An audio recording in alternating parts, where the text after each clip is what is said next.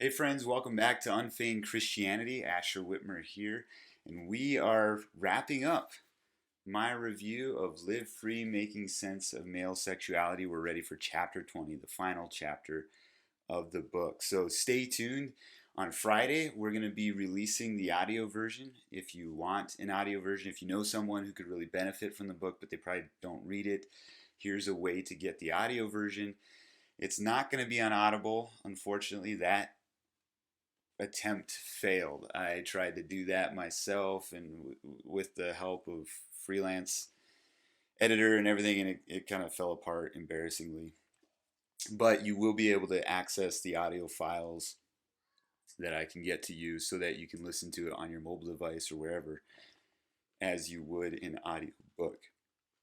But before then, we're going to wrap up my review. I've been listening through the audio files to make sure they sound good, make sure it's good to send out and there's not glitches and so forth in it.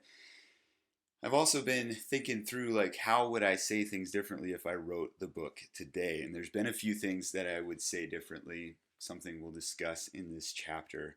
If you want to see the previous episodes, go ahead and click the link below. But this chapter is called Worship, Sex, Wow. And basically it's a wrapping up of everything we've discussed in this book. How really what drives us to sexual behaviors that we don't want, that we don't like, is that we feel a deep sense of shame and we're trying to cope with the shame that we have.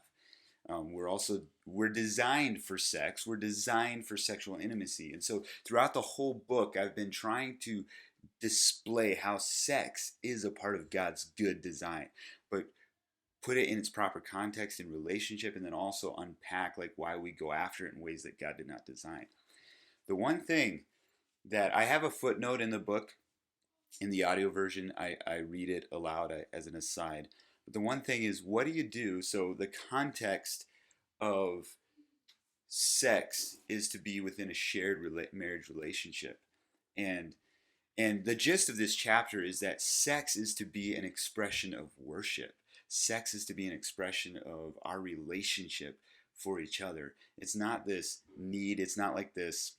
I don't think it's even quite fair to say that it's quite like the need for food. Like you need food in order to keep on living. I think that can actually breed some abusive ways of pressuring each other into sex. Sex is, sure, it's in a sense an appetite. We're physical beings made for sexual intercourse, sexual relationships. However, it's not impossible to go without sex. It leads us, it's a culmination of intimacy, as we've addressed in previous chapters, and it's the full expression of giving yourself to one another. And I would say, as a Christian, from my understanding of the scriptures, sex is to be an expression of worship for God, an expression of a loving, mutual loving relationship with my wife. But there's this big question: what do you do if you're single? What do you do? So is someone who's single not able to have a full, deep, and meaningful relationship with God? Are they not able to have a full life as God designed them to live? Did God design, if God designed us all sexual beings, why are not all human beings able to enjoy and have full sexual expression? And so I give a footnote and an aside here that I'll just be quite frank with you. I don't interact with that question in this book. That's a tough question. And so as we end out this review of this book, I would like to just end it with a question. If you've been tracking with this, if you've been following along, I think there's more books to be written, more conversation to have on this subject. There are some really, really good books. This book by Gregory Coles, Single Gay Christian, is a great starter. It's opposite of mine. It's very thin. He's also written another book, and I don't have it, but it's also about community and relationships. But he addresses, because he's committed to celibacy as a gay Christian, he believes that God's design for marriage and sexual expression is between a man and a woman for life, and yet he has no sexual desire at this point for women. He faces same-sex attraction. So what is he going to do with that? Well, he's committed to celibacy. And so he's really, really challenging. I find him a challenging read for me personally, just in finding deep and meaningful relationships with people, and then ultimately with God, like taking our deep desires, our deep needs to God, and living in this state of surrender and yet desire, like not cutting off the desire, but being very vulnerable with the desire, and yet acknowledging that that desire may not be filled this side of heaven. And so that's a tough question. I'm not even going to attempt to try to give an answer right now because it's a much larger conversation to have. And I would love to end this review just with the question, what do you think?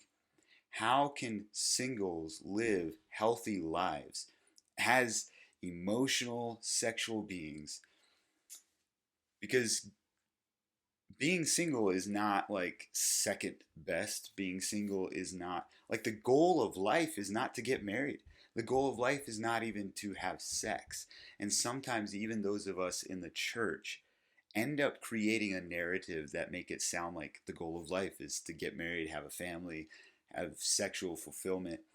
The goal of life is to be conformed into the image of Jesus. And so, what are ways, maybe even we who are married, what are ways that we should shift in our mindset, in our lifestyles, to more accurately reflect and create communities that are not obsessed with sex and family, but rather acknowledge it as a part of a much larger expression of worship and glory for God? I don't know, is that clear to you? If you have further questions about that, feel free to drop that in the comments also. But the gist of the final chapter and the gist of the book is that sex is good. God wants you to experience sex. He's not trying to withhold it and say, oh, you should not have it. Don't want sex. But he's designed it for marriage. What leads us to pursue it in ways he did not design? Part of that is because we attempt to cope with shame and wounds that we experience. And that's what this book is designed to help you with, is to find healing from those wounds, to identify root struggles with the lust that you face, and to help you at least peel back the curtain, get a glimpse of a larger purpose for which God made you. I would love to hear your thoughts, your feedback on the book, on this series, as you've listened to me review it. Feel free to message me or drop a comment. If you want the book, there's a Black Friday deal going on right now. The book is cheaper than you'll ever get it any other place, unless you're local. If you're local, I can get you a copy cheaper than Amazon. But if you're not local, then unfortunately you go through Amazon. So anyways, we'll be back on Friday. I'll be back announcing the release of the audio version.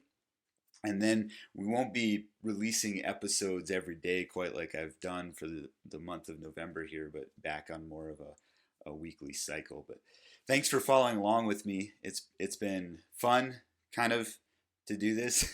It's always somewhat awkward to read your own writing, but I've enjoyed going back through it and see how, yeah, some things I would say differently, but then also I'm grateful for what I did say, how I did frame it.